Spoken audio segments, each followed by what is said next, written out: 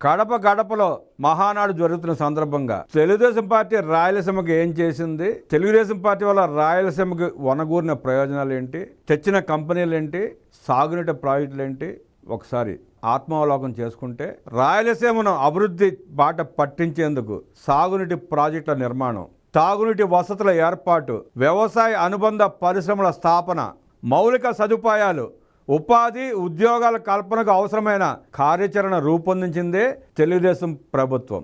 తెలుగు గంగ, గాలేరు నగరి, హంద్రీనివా వంటి ప్రాజెక్టులకు రూపకల్పన చేసింది అన్న ఎన్టీఆర్. వెనుకబడ్డ రాయలసీమలో వ్యవసాయం, పారిశ్రామిక అభివృద్ధికి ప్రాధాన్యత ఇచ్చి రాయలసీమ అభివృద్ధికి టీడీపీ ప్రభుత్వం పెద్ద పీట వేసింది. ఫ్యాక్షన్ని తరిమి కొట్టింది. నాడు వలసలకు నిలయమైన అనంతపురం జిల్లా నేడు కొలువులకు నిలయంగా మార్చింది తెలుగుదేశం ప్రభుత్వం. వ్యవసాయ భూములకు డ్రిప్ ఇరిగేషన్, స్ప్రింక్లర్ల ఇరిగేషన్ ద్వారా సాగునీటి సదుపాయం కల్పించి రాయలసీమను హార్టికల్చర్ హబ్గా మార్చి కరువు ప్రాంతమైన రాయలసీమను ఉద్యాన కేంద్రంగా మార్చేందుకు ప్రయత్నం చేసింది తెలుగుదేశం ప్రభుత్వం. నదుల అనుసంధానంతో రాయలసీమకు సాగునీరు అందించి రతనాల సీమగా మార్చడానికి గత తెలుగుదేశం ప్రభుత్వం ప్రయత్నం చేసింది. కరువు కాటకాలతో మగ్గిపోయే రాయలసీమ కరువు రహిత సీమగా మార్చేందుకు గోదావరి, కృష్ణా నదుల అనుసంధానం చేసింది సాక్షాత్ చంద్రబాబే.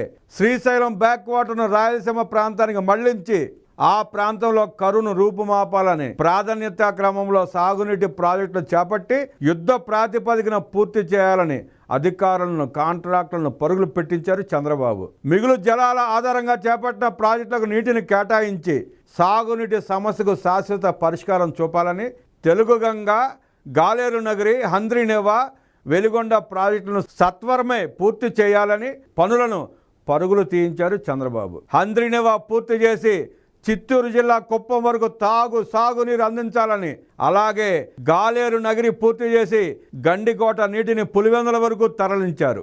రాష్ట్రంలో రాయలసీమ తీవ్ర నీటి ఎద్దడి ఉంటుంది.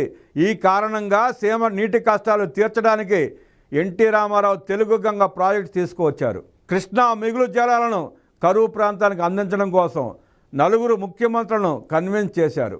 ఆ ప్రాజెక్టుతో తమిళనాడుకు కూడా తాగునీరు అందించారు. తెలుగు గంగ తర్వాత గాలేరు నగరి, హంద్రీనివా ప్రాజెక్టులతో మొత్తం రాయలసీమను సస్యశ్యామలం చేయాలని ఎన్టీఆర్ తలపించారు.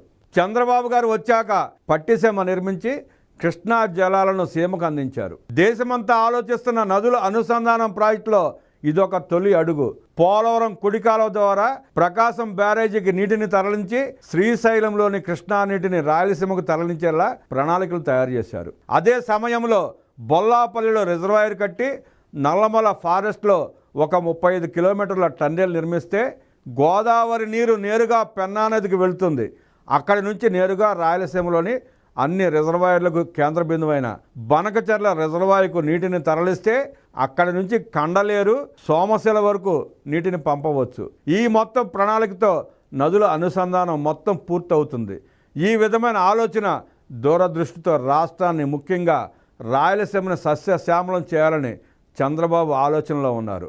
కృష్ణానదిపై నీటి ప్రవాహం సహజంగా తగ్గిపోతూ వస్తున్న వేళ రాష్ట్ర విభజన తర్వాత అది మరింత దుర్బలం అయింది. నవంబర్ నెలలో వచ్చే 10-15 రోజుల వరద జలాల కోసం ఇటు డెల్టా ప్రాంతం, అటు రాయలసీమ ప్రాంతం ఎదురు చూడాల్సిన పరిస్థితి.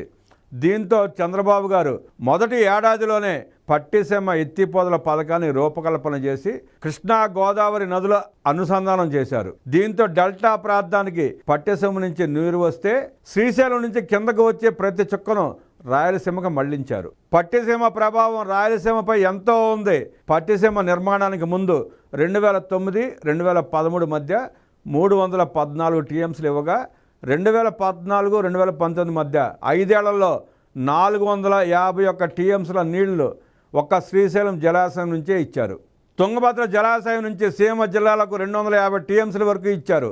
ఇక హంద్రీనివా విషయానికి వస్తే అంతకుముందు 5 ఏళ్లలో హంద్రీనివా నుంచి కేవలం 11.13 టీఎంసీలు ఇవ్వగా 2014-2019 మధ్య 120 టీఎంసీలు ఇవ్వగలిగారు. ఇక కొత్తగా కట్టిన ముచ్చుమరి ఎత్తిపోతల పథకం ద్వారా 6.66 టీఎంసీల నీరు సరఫరా చేశారు. మొత్తంగా 2014-19 మధ్య చంద్రబాబు హయాంలో ఒక్క శ్రీశైలం నుంచే 451 టీఎంసీలు ఇవ్వగా అన్నీ కలుపుకొని 827 టీఎంసీల నీరు రాయలసీమకు పంపించారు చంద్రబాబు. పట్టిసీమ కారణంగా వరద జలాల ఆధారంగా నిర్మించిన హంద్రీనీవా, గాలేరు నగరి, ముచ్చుమరి ఎత్తిపోతల పథకాలకు నీళ్లు తీసుకునే అవకాశం వచ్చింది. హంద్రీనీవా ఎత్తిపోతల 2వ దశ పూర్తి చేసుకుంటూ ఒక్కో జలాశయాన్ని నింపుతూ నీటిని మదనపల్లిని దాటించారు చంద్రబాబు. అటు పొంగనూరు బ్రాంచ్ కాలువ, కుప్పం కాలువ వైపు నీళ్లు ప్రవహించేలా చేశారు.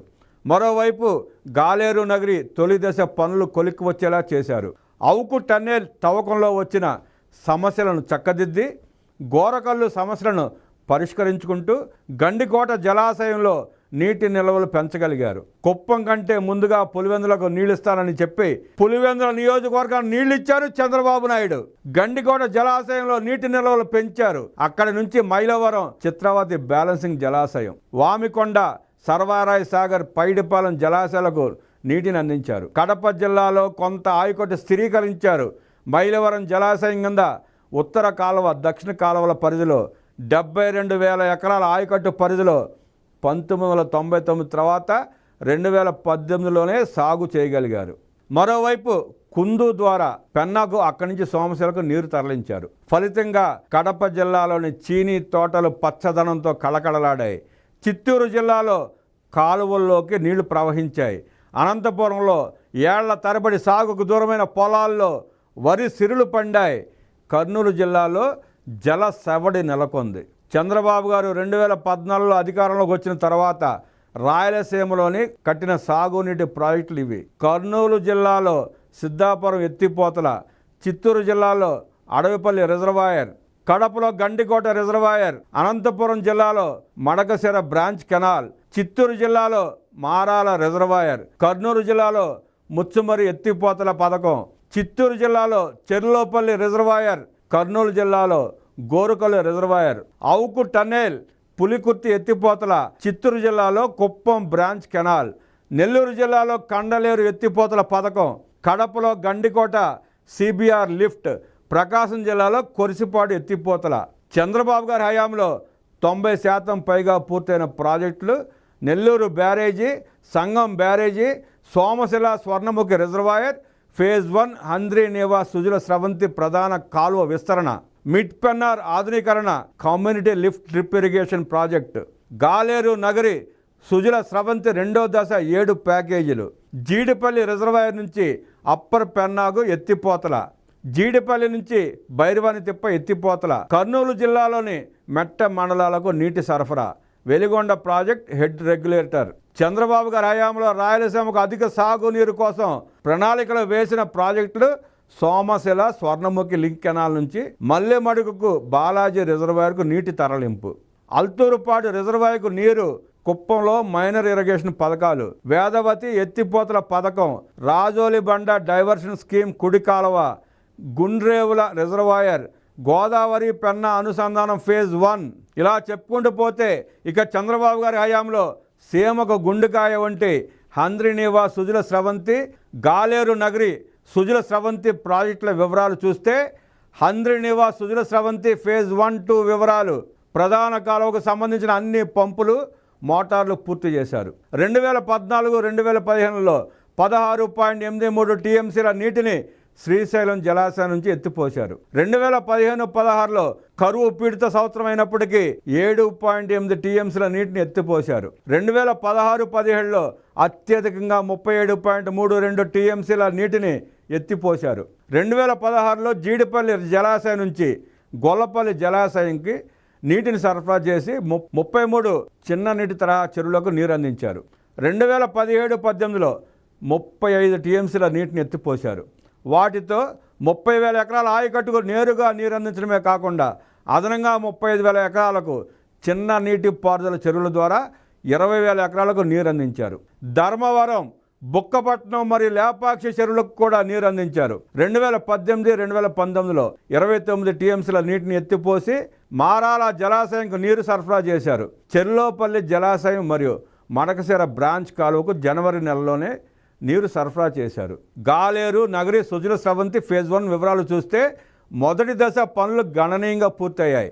మొట్టమొదటిసారిగా 2018-19లో 8 టీఎంసీల నీటిని గోరకల్లు జలాశయంలో, 3.15 టీఎంసీల నీటిని ఔక్ జలాశయంలో నిల్వ చేశారు. ఔక్ బైపాస్ సొరంగం పనులు పూర్తి చేయడం ద్వారా గండికోట జలాశయానికి నీటిని సరఫరా జరిగింది. మొట్టమొదటిసారిగా 12 టీఎంసీల నీటిని గండికోట జలాశయంలో 2018-19లో నిల్వ చేశారు.